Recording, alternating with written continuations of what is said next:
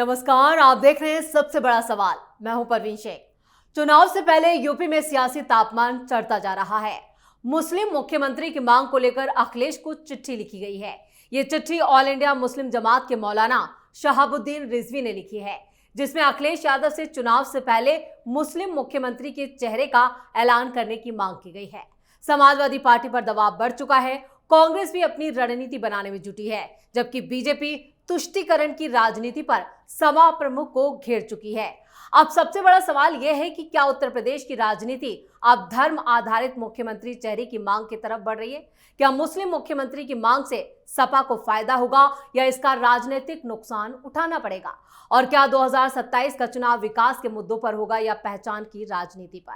इस पर ज्यादा चर्चा के लिए स्टूडियो में मौजूद हैं कैपिटल टीवी के editor in chief doctor Manish Kumar. Sir, आपका बहुत बहुत स्वागत है। धन्यवाद। मुस्लिम मुख्यमंत्री जो चिट्ठी भेजी गई है अखिलेश यादव को, उससे दबाव में तो वो जरूर आए हैं, लेकिन अभी तक उन्होंने रुख साफ नहीं किया है। देखिए, मुख्यमंत्री समाजवादी पार्टी की अगर सरकार बनी तो अखिलेश यादव ही बनेंगे, कोई मुस्लिम मुख्यमंत्री नहीं बन सकता।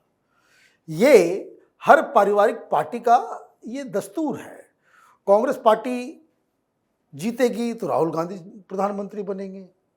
पिछली बार सोनिया गांधी बनना चाह रही थी, नहीं बन पाई क्योंकि कुछ लोग राष्ट्रपति के पास चले गए, कह दिया कि इनकी नागरिकता संदेह में है और इस पे आईबी की जांच होनी चाहिए। वो भाग गई। अदरवाइज वो तो प्रधानमंत्री बनना ही चाह रही थी। लेकिन उस समय की मीडिया, अभी लोग कहते हैं कि ये बीजेपी समर्थन मीडिया, उस समय की मीडिया ने कह दिया ओ बलिदान है ना, सेक्रीफाइस, पता नहीं क्या क्या कहानी। तो ये तो दस्तूर है कि आरजेडी जीती तो तेजस्वी यादव बनेंगे, शिवसेना जीती तो उद्धव ठाकरे बनेंगे। अब तो उद्धव ठाकरे खत्म हो गए, अगर कभी बनी तो आदित्य ठाकरे बनेंगे। तो ये चिट्ठी का कोई महत्व नहीं है, लेकिन टॉपिक ऐसा है कि जिसके जरिए हमें यूपी की राजनीति को समझने का एक नजरिया वो दुरुस्त रखना चाहिए। एक राजनीति का स्तर है, BJP, Congress, Samajwadi party, BSP और भी छोटी छोटी पार्टियां हैं वहां पे, जो नॉर्मल चीजों में हम डिस्कस करते हैं, जानते हैं और समझते हैं, ओवैसी फैक्टर। लेकिन एक पैरेलल राजनीति चलती है और वो राजनीति को जैसे ही आप समझ लिए आपको बहुत सारी चीजें क्लियर हो जाएंगी। और वो राजनीति क्या है? वो राजनीति है कि ये 19.48 मतलब 20% के आसपास का जो वोट बैंक है वो किसके तरफ जाएगा। इस राजनीति में बीजेपी बिल्कुल अलहदा है। They are not part of it. वो जान के चलते हमको नहीं, मुसलमान वोट नहीं करेगा। लेकिन मुसलमान किसको वोट करेगा, इसकी राजनीति एक पैरेलल रूप से चलती है। इस चिट्ठी ने उसी राजनीति का आगाज किया है।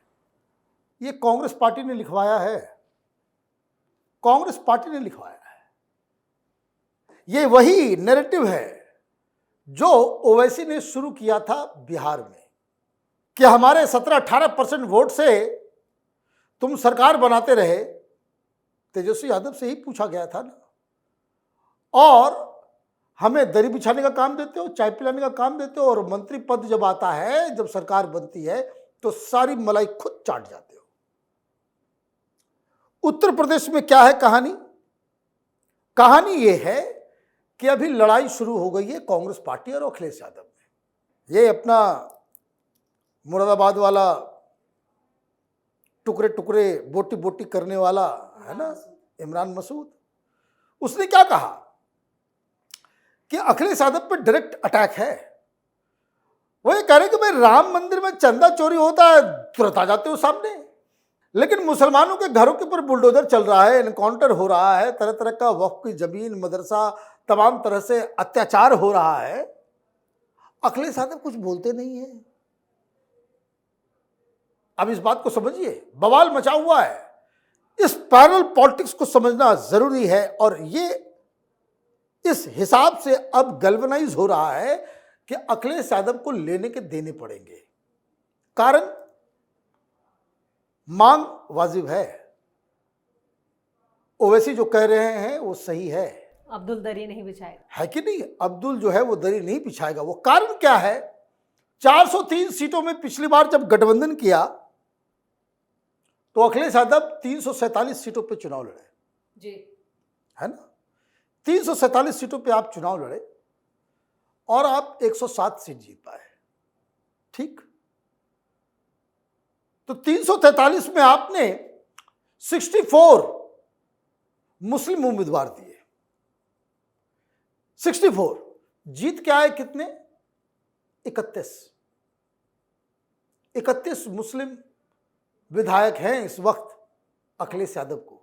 जी मतलब ये कि समाजवादी पार्टी जहां मुसलमानों को टिकट देती है वहां का स्ट्राइक रेट 50% के आसपास है। तो 107 में 31 हटा दीजिए तो बच गया कितना? 66। तो आप 250 सीट के आसपास चुनाव लड़ते हैं और जीत के आते हैं 66, और 64 सीटें मुसलमानों को देते हैं, जीत के आते हैं 31।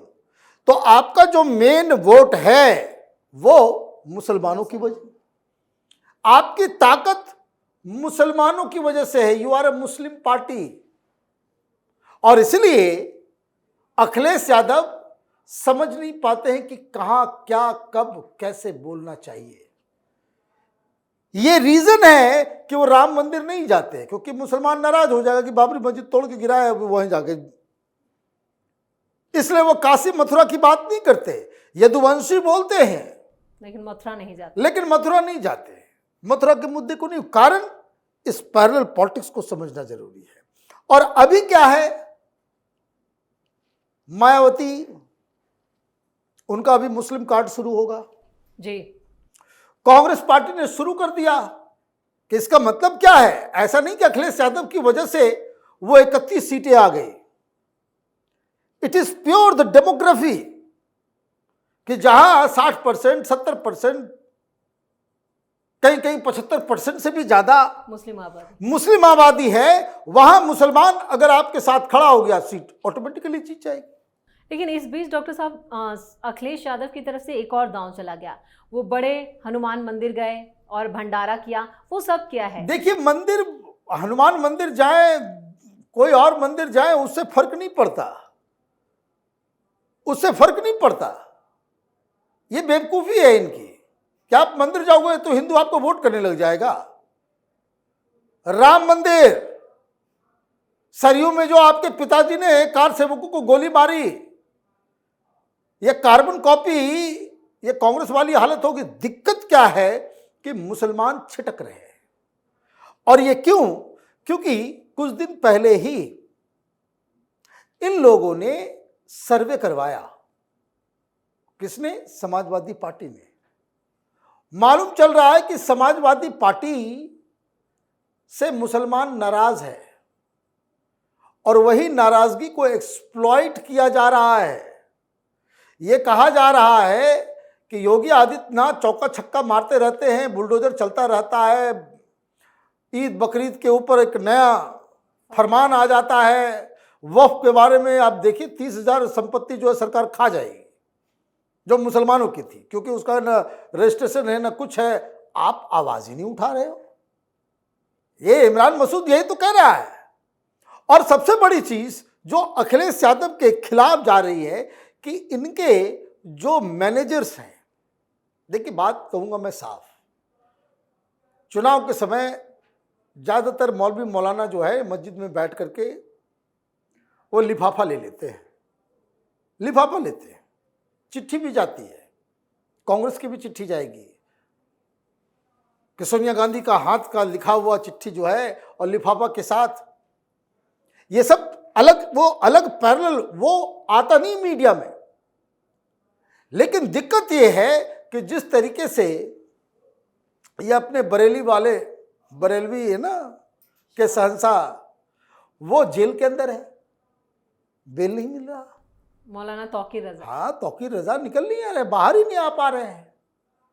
और आने की कोई तो उनका आने की उम्मीद भी नहीं है, वो चुनाव तक रहेंगे अंदर। वो बहुत भाषण दे रहे थे, इस गुमान में भाषण दे रहे थे कि वो पॉलिटिकल आदमी है और हमारा कोई कुछ बिगाड़ नहीं सकता जी। इसलिए ही क्रॉस द लक्ष्मण रेखा, अब ये भुगत रहे हैं। तो मुस्लिम समाज ये पूछ रहा है और कांग्रेसी पूछवा रहे हैं कि भाई हमारे इतने बड़े मौलाना को जेल में डाल दिया, अखिलेश यादव सड़क पे नहीं उतरा। आजम खान को लेकर भी अंदर आजम खान तो नाराज ही है, आजम खान तो इनके खिलाफ प्रचार करेंगे। तो आप देखिए कि जो मुस्लिम वोट जो है, इसलिए मैं कह रहा हूं ना कि उस पैरेलल और इसी को एक्सप्लॉइट करने के लिए कांग्रेस पार्टी ने कहा कि भाई चिट्ठी लिखो और मुख्यमंत्री हम बनेंगे। मुख्यमंत्री नहीं माने तो बोलो भाई 2-2 डिप्टी सीएम हमारा होना चाहिए। ये नहीं कि भाई चुनाव जीते तो बस सब जगह यादव यादव यादव बिठा लिए, वोट पाओगे, सरकार में आओगे मुसलमानों के वोट से और सरकार बनाते ही मुसलमानों को दरकिनार कर दोगे। तीसरी बड़ी समस्या, ये सवाल इसलिए भी उठ रहा है कि मुस्लिम जो रहनुमा है वो सब के सब नाराज है, उनको भाव नहीं दे रहे हैं।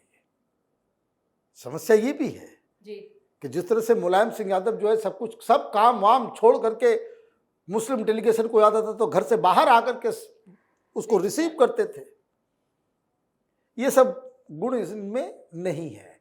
तो ये एक नई शुरुआत है मुस्लिम वोट बैंक को लेकर के। अगले 3 महीने तक आप देखिएगा रोज कुछ न कुछ होता रहेगा और उस पॉलिटिक्स को अगर हम समझ गए कि अंदर खाने क्या चल रहा है मुस्लिम वोट बैंक को लेकर, हमें जो लोग विधानसभा का चुनाव होने जा रहा है फरवरी में या कुछ दिन पहले भी हो सकता है, वो हमें समझने में आसानी हो जाएगी। डॉक्टर साहब, इस तमाम जानकारी के लिए और सटीक विश्लेषण के लिए आपका बहुत बहुत धन्यवाद। ऑल इंडिया मुस्लिम जमात की तरफ से अखिलेश यादव से मुस्लिम मुख्यमंत्री चेहरे के ऐलान की मांग ने नई राजनीतिक बहस छेड़ दी है। अब नजरें समाजवादी पार्टी और अखिलेश यादव पर हैं। क्या वो इस मांग पर कोई साफ रुख अपनाएंगे या फिर अपने पीढ़ी के पुराने फार्मूले पर ही आगे बढ़ेंगे? साथ ही ये भी देखना होगा कि इस बहस का असर मुस्लिम वोट बैंक, विपक्षी एकता और 2027 के चुनावी समीकरणों पर कितना पड़ता है।